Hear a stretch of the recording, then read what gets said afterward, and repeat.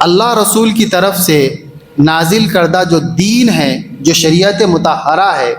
اس کا بنیادی خلاصہ یہی ہے کہ اللہ اور اس کے رسول کے بندے مطیع و فرما بردار بن جائیں، اور جس وقت بندے سے جس چیز کا تقاضا کیا جا رہا ہے اللہ رسول کی طرف سے،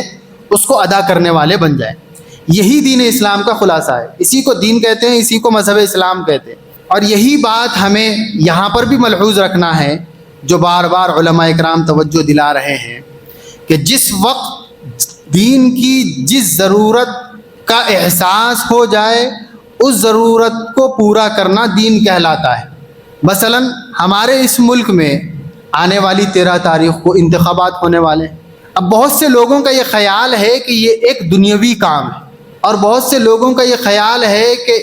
اس کا عبادتوں سے کوئی تعلق نہیں، اور بہت سے لوگوں کا یہ بھی خیال ہے کہ اس کو مسجد کے ممبر و محراب سے بولنا بھی نہیں چاہیے۔ یہ اس جہالت کی وجہ سے ہے کہ آدمی دین کی ضروریات اور ترجیحات کو نہیں سمجھ سکتا ہے۔ عام آدمی دین کی ترجیحات کو نہیں سمجھا ہوا ہوتا ہے، حالانکہ جس وقت جس چیز کی ضرورت ہوتی ہے وہ چیز دین کا حصہ بن جاتا ہے۔ جس وقت قرآن و حدیث کی حفاظت کے لیے اور اللہ رسول کی طرف سے نازل کردہ شریعت مطہرات کی حفاظت کے لیے جس چیز پر عمل کرنے کی ضرورت ہوتی ہے، وہ عمل دین کا مضبوط ترین حصہ بن جاتا ہے اور دین کا بنیادی فریضہ بن جاتا ہے۔ چنانچہ اس وقت اگر اس ملک میں ہم اپنے دین و مذہب کو بچانا چاہتے ہیں، اپنی عبادتوں کو باقی رکھنا چاہتے ہیں، اپنے آپ کو نمازی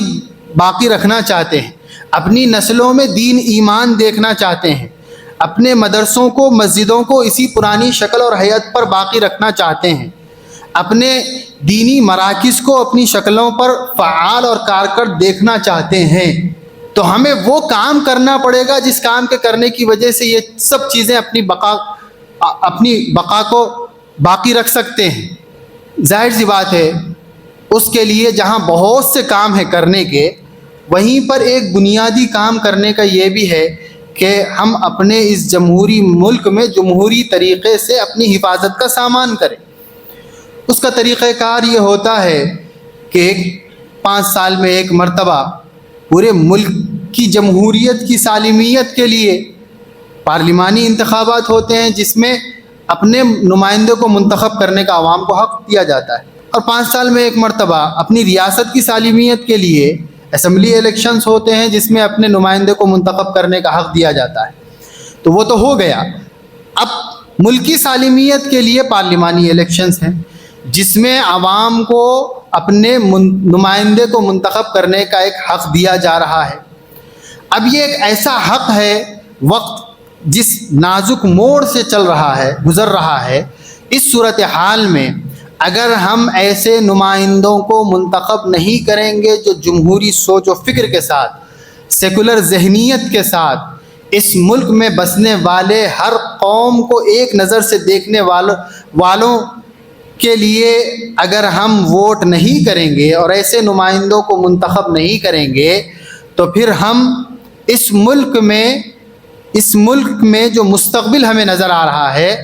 وہ یہ ہے کہ اس ملک میں ہم اپنی مسجدوں کو بھی باقی نہیں رکھ سکیں گے، اپنی مدارس کو بھی باقی نہیں رکھ سکیں گے، اپنے مراکز کو بھی باقی نہیں رکھ سکیں گے۔ اور حضرت علی میاں تو بہت پہلے سے حضرت ابوالحسن علی ندوی رحمۃ اللہ علیہ کا ایک ملفوظ ہے جو اسی زمانے میں وہ کہا کرتے تھے کہ اگر قوم میں سیاسی شعور پیدا نہیں ہوگا تو قوم تہجد گزار تو دور کی بات، 5 وقتہ فرض نمازوں کو ادا کرنے کی صلاحیت میں بھی باقی نہیں رہ سکے گی، یعنی اس کے اندر یہ قابلیت بھی باقی نہیں رہ سکے گی کہ وہ 5 وقتہ نمازوں کو ادا کر سکے، کیونکہ ایمان اتنا کمزور ہو جائے گا کہ وہ مسجد جانے سے ڈرے گی، کیونکہ ڈرایا جائے گا کہ اگر تم مسجد جاتے ہوئے دکھو گے تو تم پر ہم شک کی نگاہوں سے دیکھیں گے اور تم پر ہم ظلم و زیادتی کریں گے۔ تو اب آدمی مسجد جانے سے خوف کھائے گا، اور پھر ایک زمانہ پھر وہ بھی آ سکتا ہے اگر ہم اس خوف کا شکار ہو گئے کہ گھروں میں بھی ڈرتے ڈرتے نمازیں ادا کرنا پڑے گا۔ تو اللہ نہ کرے، خدا نخواستہ، اس ماحول کے پیدا ہونے سے پہلے ہمیں ترجیحات کو سمجھتے ہوئے ان سب چیزوں کی حفاظت ہی کے لیے جو بنیادی کام ہے اس کو انجام دینا پڑے گا۔ اب اگر کوئی آدمی اس دن یہ سمجھے کہ یہ کوئی دینی کام نہیں ہے لہذا وہ مسجد میں پڑھا رہے، دن بھر کا اعتکاف کرا رہے، اور کوئی یہ سمجھے کہ یہ کوئی دینی کام نہیں ہے لہذا وہ کوئی دین کی دوسرے کام کو ترجیح دے دے اور وہاں پہنچ جائے، ظاہر سی بات ہے اس کا نقصان اجتماعی طور پر ہوگا، اور پھر اس کے نتیجے میں یہ جو دین کے کام ہے وہ کام بھی ہم کرنے کے لائق باقی نہیں رہ سکیں گے۔ اس لیے اس کو علماء کرام بہت عرصے سے بار بار صاف طریقے سے کھول کر وضاحتیں کر رہے ہیں کہ موجودہ دور میں یہ دین کی بنیادی ضرورت شمار کر لی گئی ہے، بلکہ یہ ایک فریضہ ہے دینی اور ملی، اور اس فریضے کو ادا نہ کرنے والا قومی مجرم شمار کیا جائے گا،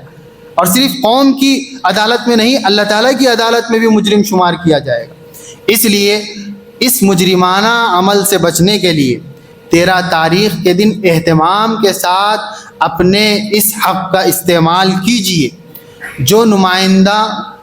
سیکولر ذہنیت رکھنے والا ہو اور جس کے آنے سے اس ملک کے دستور کی حفاظت کا امکان ہو، اور یہ ملک اپنے پرانے ریت رواج کے مطابق ابھی آگے چل سکتا ہو، جن نمائندوں کے آنے سے ایسے نمائندوں کا انتخاب کیجیے تاکہ اس ملک میں امن و امان اور سلامتی برقرار رہ سکے۔ ہماری اپنی کوشش کے بعد اگر نتائج ہماری سوچ و فکر کے خلاف آئیں گے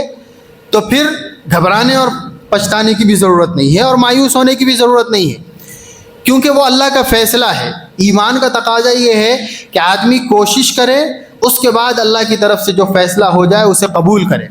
اور پھر اس میں جو چیلنجز ہیں اس کا مقابلہ کرے۔ یہ اسلامی تعلیمات ہیں،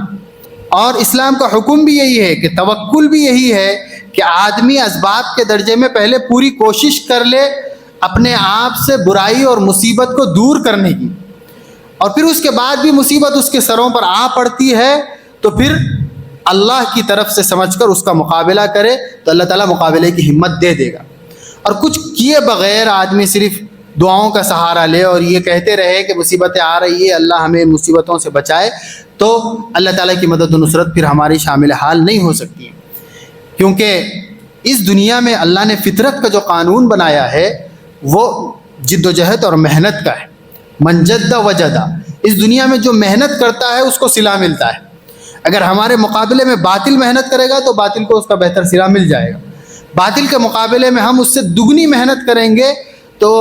صلہ بجائے ان کو ملنے کے ہمیں بہتر صلہ مل سکتا ہے۔ ہم کچھ کیے بغیر صرف صلہ پانے کے امیدوار رہیں گے تو اللہ کی طرف سے کوئی رحمت کے وعدے ہمارے لیے نہیں ہیں۔